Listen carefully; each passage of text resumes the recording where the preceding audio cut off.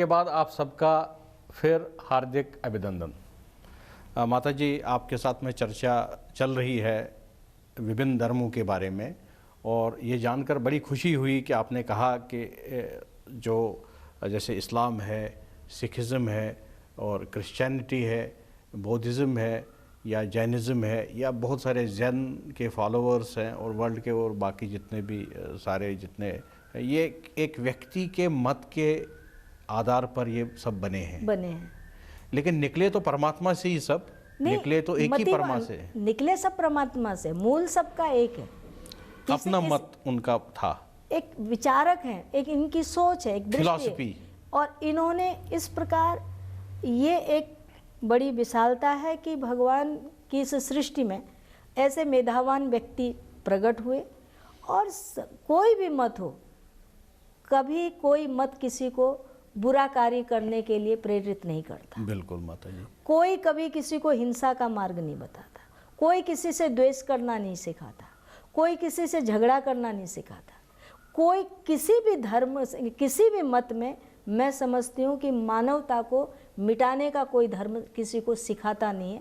मानवता के विकास के लिए ही वो सारे काम करते हैं, सारे काम करते हैं, सभी मत काम। बिल्कुल। इसलिए हमारे यही विशेषता है हमारे भारत में कि सभी संत, सभी पंथों का, सभी मतों का और सभी संप्रदायों का हम सब का खुले दिल से स्वागत करते हैं, क्योंकि कभी कोई सम्मान करते हैं, कभी किसी का निरादर नहीं करते, क्योंकि सबके अंदर आध्यात्मिक ज्योत एक है, आध्यात्मिक चेतना एक है।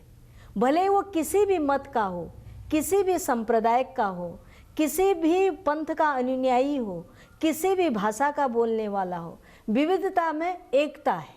यही हमारा अध्यात्म है।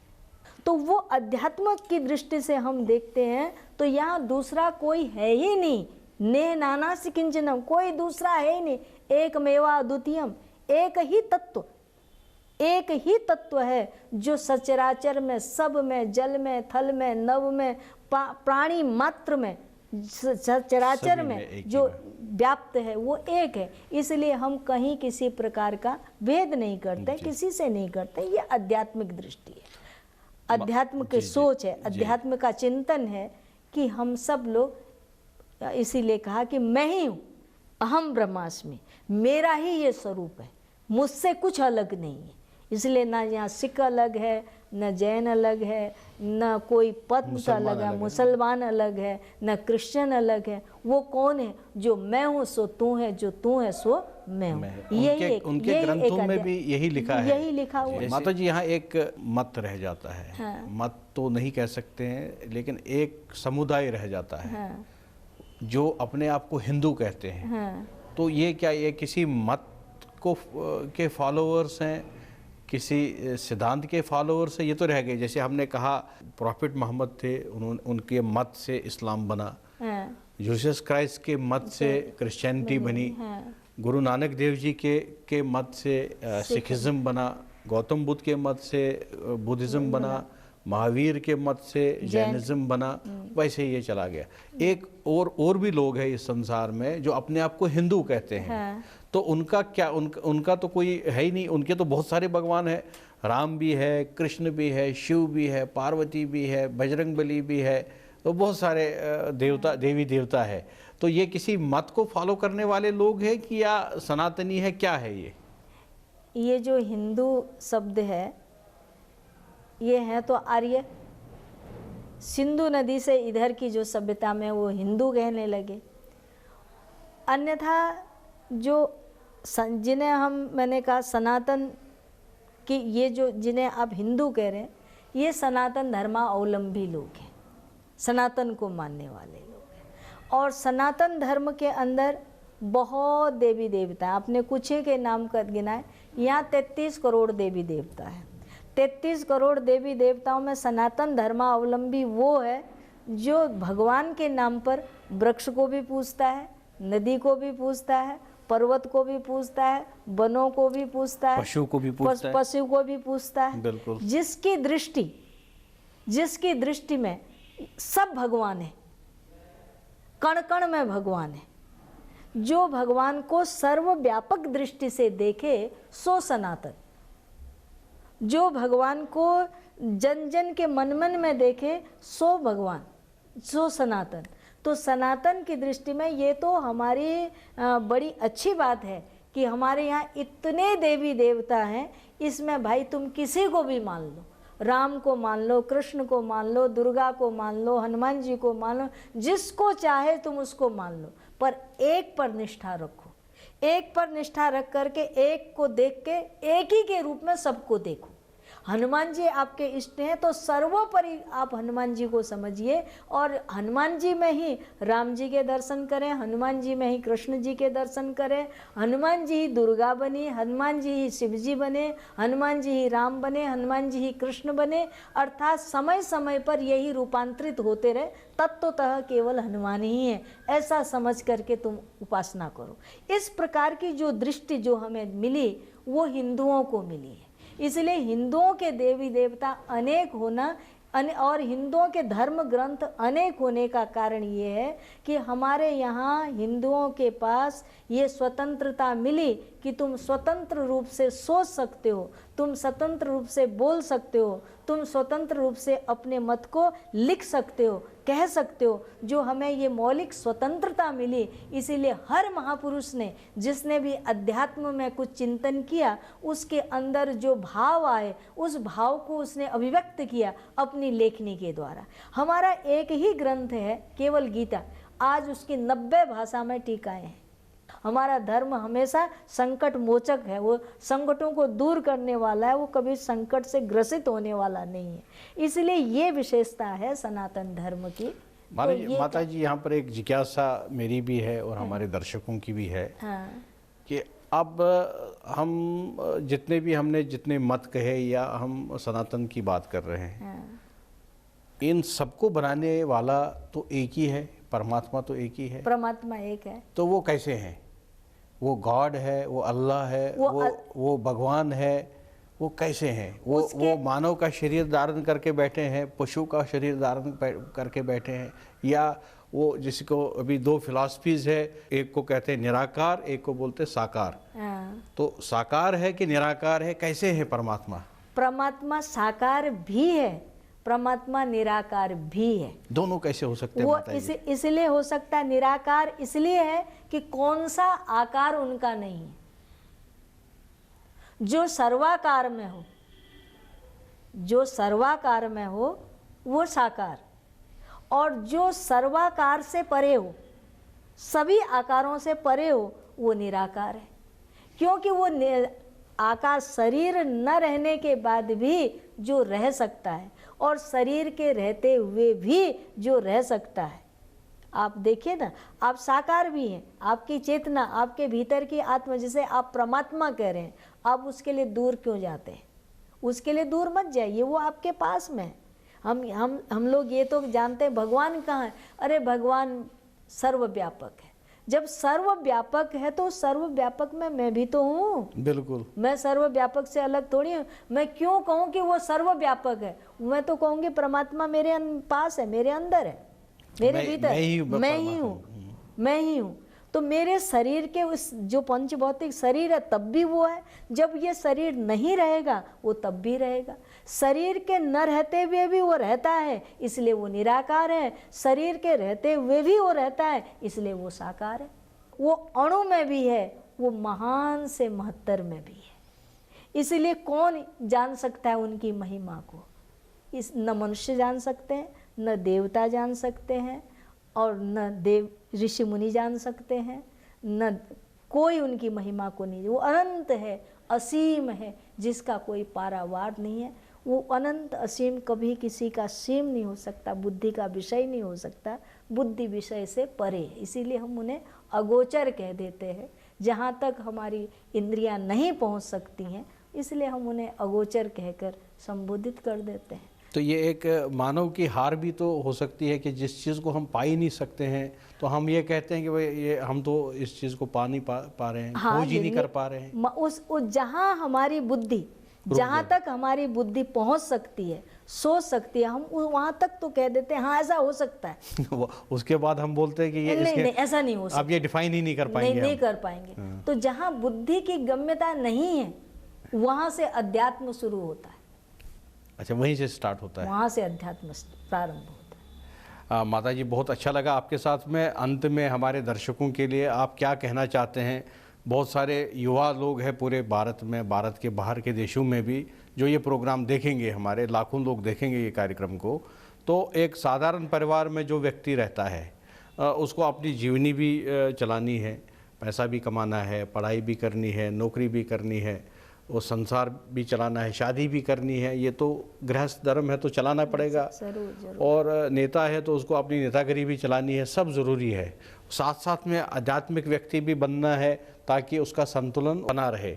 तो आप हमारे दर्शकों को क्या मैसेज देना चाहते हैं? कैसे वो जीवन अपना व्यतीत करे, किस तरीके से वो बैलेंस मेंटेन करे और आध्यात्मिक भी बने और भौतिकवाद को भी चलाए, आध्यात्मिक शिक्षा को भी ग्रहण करे? मैं ये कहना चाहूँगी सभी लोगों से कि भगवान ने जिसको जो कर्तव्य कर्म दिया है जी, वह अपने कर्तव्य कर्म को बहुत सावधानी के साथ और बड़ी सजगता के साथ और बड़ी ही निपुणता के साथ अपने कर्तव्य कर्म का पालन करे, ये समझ कर के करे कि ये भगवान ने मुझे कर्तव्य सौंपा है और इस कर्तव्य को करके मुझे अपने ईश्वर को प्रसन्न करना है। यही मेरी पूजा है, यही मेरी सेवा है, यही मेरी आराधना है।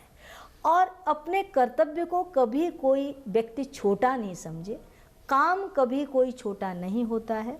जो जो कर रहा है वो उसी को भगवान की पूजा समझ ले और ईश्वर की आराधना समझ।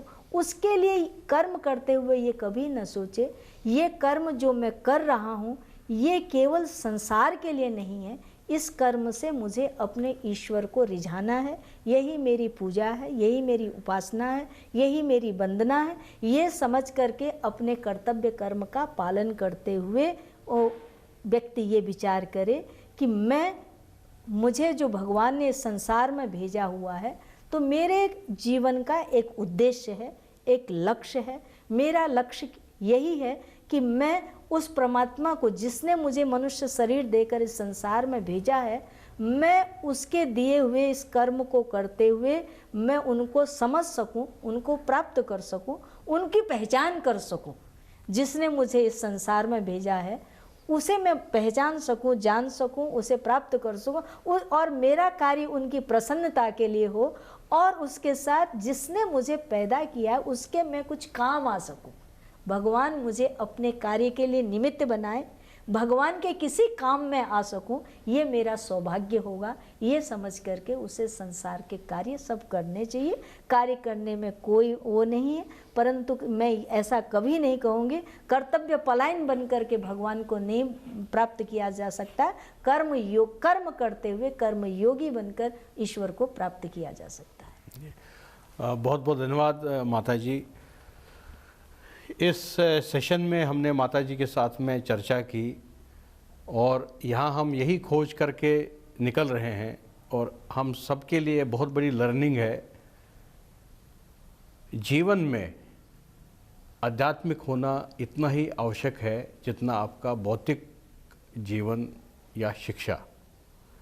भौतिकता को प्राप्त करना तो कोई पाप नहीं है। आप पैसा भी कमाइए, आप नौकरी भी करिए, आप बिजनेस भी करिए, आप बच्चे भी पैदा करिए, आप शादी भी करिए, गृहस्थ भी चलाइए, सब चलाइए। ये तो परमात्मा का नियम है और परमात्मा ने ही आदेश दिया है ये करना हर व्यक्ति को, हर प्राणी को, जिन्होंने गृहस्थ धर्म में रहना है। साथ साथ में जो हम बहुत बड़ी एक भूल कर रहे हैं, हम अपने आध्यात्मिकता को भूल रहे हैं।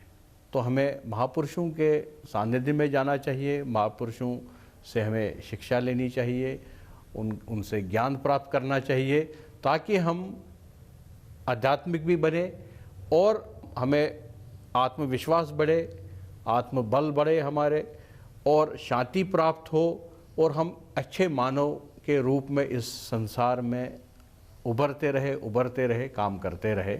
यही परमात्मा भी चाहते हैं, यही ये नियति भी चाहती है और यही सृष्टि भी चाहती है, यही परमात्मा है। पूरा एक बैलेंस मेंटेन करने से ही संसार अच्छा बनेगा, जब एक मानव अच्छा बनेगा। माता जी, मेरा मन नहीं कर रहा है इस चर्चा को यहाँ रोकने का। मुझे बहुत अच्छा लग रहा है। माता जी के साथ इनने बड़े सरलता के साथ में हर शब्द को इतनी अच्छे सरलता के साथ हमारे सामने रखा। इनसे हमें बहुत कुछ ज्ञान प्राप्त हुआ। और मैं आपको एक और बात इस कैमरा के सामने कहना चाहता हूँ। हरिद्वार में मैं हर जगह हर महीने आता हूँ, अलग अलग जगहों में रहता हूँ, लेकिन कंखल में जब आता हूँ तो मैं एकदम में मेरे इमोशंस चेंज हो जाते हैं। मुझे नहीं पता क्या हो रहा है मेरे साथ में। कंखल में मैं आध्यात्मिक हो जाता हूँ और आध्यात्मिकता की खोज करना चाहता हूँ। यही बात मैं जब ऋषिकेश की भी आगे आगे हरिद्वार के ऋषिकेश की तरफ बढ़ता हूँ तो मुझे भौतिकवाद वहाँ पर ज़्यादा समझ आता है। मैं भौतिकवाद पर चर्चा करने लगता हूँ। हर की पौड़ी के आसपास में आता हूँ तो फिर मुझे वहाँ पर एक ऐसे ख्यालात आते हैं कि यार ये हो क्या रहा है हरिद्वार के साथ में। तो मुझे रेवोल्यूशनरी आइडियाज़ आते हैं, एक क्रांतिकारी बन जाता हूँ। वहाँ उस साइड करता हूँ, जो ऊपर का इलाका है हरिद्वार का, ऋषिकेश की तरफ जो जाता है, तो वहाँ पर भौतिकवादी बनता हूँ, उस पर चर्चा करता हूँ महापुरुषों के साथ में। लेकिन ये कंखल में जब आता हूँ तो कंखल में तो माता जी ही कह सकती है कि मुझे ऐसा लगता है कि यहाँ पर महापुरुष रहे होंगे, यहाँ तपस्या ज़रूर हुई होगी कंखल के इस क्षेत्र में। और यहाँ मैं आध्यात्मिकता पर ही चर्चा हर बार करता हूँ। माता जी, आप ये कंखल का एरिया, क्या इसमें ज़्यादा महापुरुष रहे हैं क्या? संत रहे हैं। कंखल स्वयं में अपने आप में तीर्थ स्थान है। अच्छा अच्छा। हरिद्वार तीर्थ स्थल है। हरिद्वार में मायापुरी इसका पुराणों में नाम है। हरिद्वार का नाम मायापुरी है। और कनखल अपने आप में स्वतंत्र तीर्थ है। कनखल के को भी इतना खल, यहाँ कोई खल नहीं है। अच्छा, खल क्या होता है माता? खल माने दुष्ट। दुष्ट नहीं है, यहाँ कोई अच्छा, खल नहीं है। जहाँ कोई खल न हो उसका नाम है कनखल। अच्छा, मतलब मीनिंग भी निकल आया। ये तो बहुत बढ़िया है। ये इसका वो है। जी। तो ये कनखल एक तीर्थ है, दक्ष प्रजापति की नगरी है, माँ सती का स्थल है। बहुत सुंदर। और इस नगरी में बहुत संत निवास किए हैं। खास करके हमारा ये जो संन्यास मार्ग है गंगा के इस तट पर, आसपास के जो ये आश्रम देख रहे हैं, यहाँ पहले आज से लगभग 4-5 शतक पूर्व ऐसे ऐसी दिव्य तपस्वी मूर्ति रही हैं। आगे कनखल में चल कर के माँ आनंदमयी रही हैं, इधर रामगिरी जी माँ प्रभात विष्णु जी रहे हैं, और ये हरि भारती में हमारे सामने बड़े अच्छे संत रहे हैं। सूरतगिरी बंगला में ऐसे ऐसे महात्मा रहे हुए हैं। 300 साल पुराना आश्रम है सामने का। यहाँ के पुराने महात्मा जो सूरतगिरी बंगले के महात्मा थे, पुराने महाराज, एक तरफ शेरनी बच्चे देती थी, दूसरी तरफ वो पेड़ के नीचे बैठ के माला जपते। क्या बात है। ऐसे संत इस स्थल पर रहे हैं। तो ऐसे संतों का जो तप का प्रभाव है, उनके जो परमाणु हैं, आज भी इस वातावरण में जीवंत हैं। परंतु बात केवल इतनी है कि बाहर का इतना शोर हो गया कि वो तप के परमाणु हमें सुनाई नहीं पड़ते, उनको अनुभव नहीं कर पाते, उसका हम एहसास नहीं कर पाते। लेकिन वो महापुरुष है, अभी भी इस वायुमंडल में मैं ऐसा कहूँगी कि उन संतों के तप के परमाणु इस वायुमंडल में व्याप्त है। वो ऑरा अभी भी घूम रहा है। ऐसा नहीं है कि वो लुप्त हो गया, कहीं चला गया है। ये स्थल है उसके अंदर, परंतु उसको एहसास करने वाला मन नहीं है हमारे पास। वो शांति नहीं है कि एकाग्रता बने, मन इतना स्थिर हो तो हमको उसकी कुछ खुशबू मिले, कुछ एहसास हो। परंतु आज भी इस स्थल पर, इस कनखल नगरी में है। ये ऐसा नहीं है कि सती का प्रभाव शून्य हो गया हो, ऐसा मैं नहीं समझती हूँ। ये शिव की नगरी है, सती की नगरी है, संतों की नगरी है, और यहाँ तपस्वी महात्मा रहे हैं और उनका प्रभाव आज भी इस वातावरण, ये जो वो है, आपकी कुछ सात्विक भावना है तो वो निश्चित रूप से आपको एहसास करा रही होगी। मैं इस चीज़ को मानती हूँ। ज़्यादा फैक्ट्रियाँ भी नहीं है, फैक्ट्री नहीं, होटल भी नहीं है, होटल नहीं है, फैक्ट्री नहीं है, कोई ऐसी धर्मशाला नहीं है, ऐसा कुछ वातावरण नहीं है। ऐसी कोई आश्रम है जहाँ केवल आश्रम ही आश्रम है, जहाँ केवल पूरे घाट पर आप चलें, आगे से चलकर यहाँ तक, तो आपको यही एक वातावरण मिले। गृहस्थ भी है तो कोई ऐसा लंबा चौड़ा वो नहीं है। कुछ साधु ब्राह्मण जो भी इधर लोग रहते हैं, सामान्य लोग हैं, और कोई भौतिक प्राचीन बिल्डिंगें हैं, प्राचीन वही है, वो कुछ नहीं। बिल्कुल। तो आपको भी मैं निवेदन करना चाहता हूँ अपने चैनल के माध्यम से, आप जब भी हरिद्वार आए ऋषिकेश आए, मथुरा जाए, वृंदावन जाए, वाराणसी जाए, अयोध्या जाए, तो आप बिल्कुल भी पर्यटन के दृष्टिकोण से न जाएं इन जगहों पर, आपको कोई लाभ नहीं मिलेगा। पर्यटन के लिए गोवा है, पर्यटन के लिए जम्मू कश्मीर है, पर्यटन के लिए बैंकॉक है, पर्यटन के लिए भारत में बहुत सारी जगह हैं, वहाँ घूमिए, वहाँ बच्चों को ले जाइए। लेकिन अगर आप सचमुच कुछ पाना चाहते हैं, आध्यात्मिक जीवन में कुछ पाना चाहते हैं, तो आप हरिद्वार आइए और कंखल ज़रूर आइए, कंखल में रहिए, कंखल के किसी आश्रम में रहिए, महापुरुषों के सानिध्य में रहिए। यहाँ आपको एक अलग तरीके का ऑरा मिलेगा, अलग तरीके की एक वाइब्रेशन मिलेगी, जिससे आपको लाभ होगा। इस कार्यक्रम को समाप्त करने से पहले मैं माता जी का बहुत बहुत बहुत दिल से धन्यवाद देना चाहता हूँ। आपका मैं अभिनंदन भी करता हूँ, धन्यवाद भी देना चाहता हूँ, और यही आशा भी करता हूँ माता जी कि आप हमारे साथ फ्यूचर में फिर मार्गदर्शन देते रहिए। हमारे दर्शकों को भी ज्ञान प्राप्त होगा, हमारे को भी ज्ञान प्राप्त होगा, और इसी आशा के साथ में मैं आपसे विदा लेता हूँ। आप अच्छा कार्य कर रहे हैं। मैं परमात्मा से प्रार्थना करती हूँ, माँ से, कि आप समाज को दिशा दिखाते रहें, अच्छा सत प्रयास करते रहें। ये आपका प्रयास बड़ा प्रशंसनीय है, और अच्छा लगा मुझे सुन करके कि समाज को आप अपने चैनल के माध्यम से अध्यात्म के लिए, धर्म के लिए जागरूक कर रहे हैं। उन लोगों को जो लोग धर्म से विमुख होते जा रहे हैं, अध्यात्म से दूर हटते जा रहे हैं, उन्हें अपने जीवन की मूल धारा के साथ जोड़ने का आपका ये प्रयास सफल बने और आप इसमें आगे बढ़ें। ऐसी मेरी माँ के चरणों में आप सब लोगों के लिए शुभकामनाएं। धन्यवाद। आस्था बहुत ज़रूरी है, संस्कार जीवन में होने बहुत ज़रूरी है, आपकी श्रद्धा होनी बहुत ज़रूरी है, आपको साधना करना बहुत ज़रूरी है। लेकिन जब तक आपको सही दिशा नहीं मिलेगी, तब तक आपके जीवन में संपूर्णता नहीं आ सकती है। इन्हीं शब्दों के साथ में मैं आप सबका धन्यवाद देता हूँ। नमस्कार।